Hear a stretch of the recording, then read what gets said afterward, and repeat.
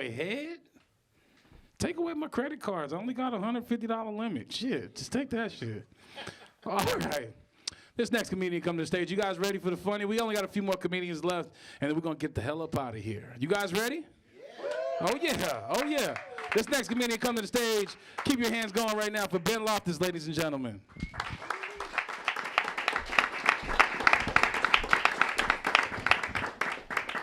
Hello, everybody. How we doing tonight? Good? All right, got it. I am thinking about quitting my job right now. I'm feeling pretty good about it, even though I probably shouldn't be because I have no discernible talents and also a screenwriting degree. So I don't know why I feel like I'm in the position to like ignore a job that's giving me health insurance right now. But I don't know. I think I can make more money elsewhere. Like to this point, the highest paying job I have ever worked was working overnights at a Cumberland Farms. Do we all know Cumberland Farms here? Yeah, that's the right amount of enthusiasm for like a regional business. But I worked there for like a year and a half, and I quit after I was robbed at gunpoint twice in a week. Yeah, we'll get back to that though. I went there recently and I saw one of my old coworkers. It was this guy named Kenny. Kenny is in his 40s and he's been working at that Cumberland Farm since he was 16 years old. And for that reason, I was like, this guy is not gonna recognize me, you know? So I walked in and immediately he was like, Ben, how you doing, man? And before I could even get to the counter, he continued talking. And he said, hey, are you still dating that short-haired brunette girl? Because she's been coming in with a guy a lot and they buy condoms most of the time. And I was like, dude, you didn't even give me a fucking chance to answer yet. Like, what if the answer was yes? Like, this guy's named Kenny, and of course his name's Kenny, right? Like, everyone always is like, oh yeah, that makes sense. That's a Kenny. But I went up to him, and I was like, no, I'm not dating this person anymore. And you probably shouldn't give out information like that. And he said, oh yeah, I know. I just wanted to let you know because, like, that's pretty fucked up, right? And I was like, I don't think that's fucked up. I dated this woman 3 years ago, and she's still sexually active and evidently pretty smart about it. Like, I don't understand how that's a bad thing. Honestly, I feel better about it because that means that, like, sex with me didn't even, like, ruin the whole thing for her. That's kind of a victory for me. But, like, you know, I see Kenny, I realize, like, hey, man, you still don't know how to do social interactions, but you're 45, you got time. You know, like, you'll figure it out. I remember the first time I worked with him, he tried to do, like, icebreakers with me. He's like, Ben, you ever played the game Two Truths and a Lie? I was like, yeah, you guys all know Two Truths and a Lie. You say 3 statements, one of them's false, you have to guess which one it is. He said, all right, I'll go first. Here are my 3 statements. 1, the car I drove here is stolen.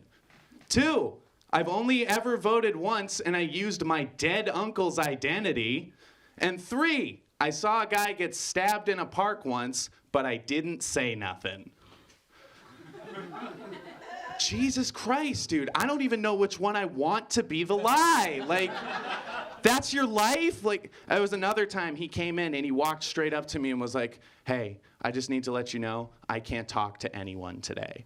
And I was like, why, man? And he's like, my favorite porn star died under, like, mysterious circumstances. And I was like, well, Kenny, it sounds like you just murdered somebody, so I'll take register tonight. Like, that's totally fine. But yeah, I ignored a lot of red flags from Kenny because he brought weed every time we worked together. Which, like, looking back, it's weird that I spent 5 nights a week smoking weed with a 40-year-old possible murderer. But I felt good about it because I really needed that weed. I don't know if you guys have been to a Cumberland Farms after 2 a.m., but it turns into the fucking Twilight Zone. Like, I remember once a man came in and he got one of those big 32-ounce cups and he filled it to the brim with nacho cheese sauce.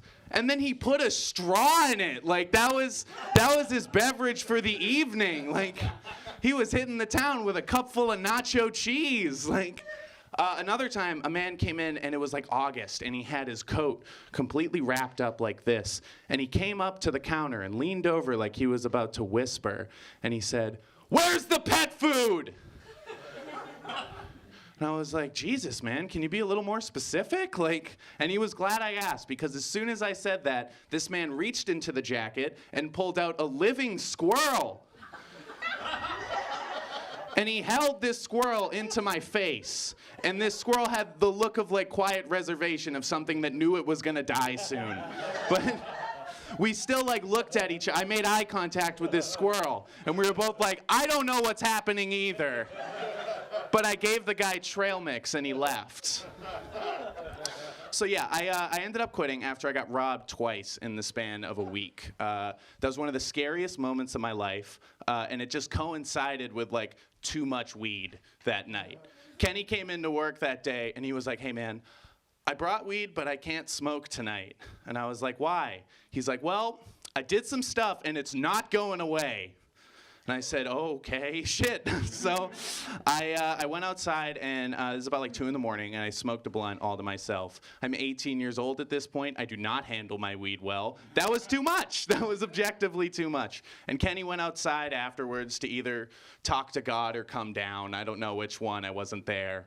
But I was in the Cumberland Farms. I'm very high, and I see that a man has come up to the door and is pried it shut as soon as he came in. So he had these ropes, he opened the door, and then he tied them and turned around and pulled out a gun. And I said, "Welcome to Cumberland Farms." And I really threw him off because he was like, "This is a robbery." And at that point, it sounded more like improv, but I wasn't really in a place to argue with him. But in my head, I'm like, all right, you're in it now. You got to be cool about it, man. So I'm thinking, I'm going to handle this robbery well. He walked up to me, cocked the gun, and I peed. And he said, "Give me all the money." And I gave him all the money I had in the register. I gave him cartons of cigarettes. And he was like, "All right, is that all of it?" And I was like, "Yeah, well, the safe." And then, he pulls the gun out again. He comes around the counter. He's like, "Bring me to the fucking safe." So I bring him to the safe, and we get to this back room, and he's like, "Open it." And I was like, "I don't know how to do that." And he was like, "Well, what? How do you open it?" I was like, "There's a code." "Do you know the code?" "No, I don't know the code. I have no." And he's like, "Well, why did you bring me here?" And I said, "Sir, I would argue that you brought me here." But he was just like, "This is ridiculous. Come on." And I said, "Hey, look, I'm just the overnight guy." And for whatever reason that worked, he was like, "Oh, yeah, you're right." That makes sense. So he left. He left the back room, and as he ran out, he grabbed a bag of Tostitos chips. And he opened the door. He took his ropes off. It's so fucking strange he brought his own rope to the robbery, but whatever. And he leaves. And then Kenny comes back in and is like, "Ben, I think that guy just stole a bag of chips." So a few days later, I go back into work, and I swear to God, the exact same thing happens, beat for beat. "This is a robbery. Is that all the money? What do you mean you don't have the code? Is that pee on your pants?" And then the only difference was with this robbery was that he didn't get away with it.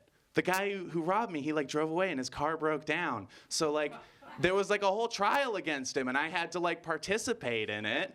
And I remember we watched his deposition from the night he was caught, and an investigator was like, "Sir, why did you rob that Cumberland Farms?" And he said, "Well, I heard it got robbed a few days ago, and it was very easy." Thank you guys so much.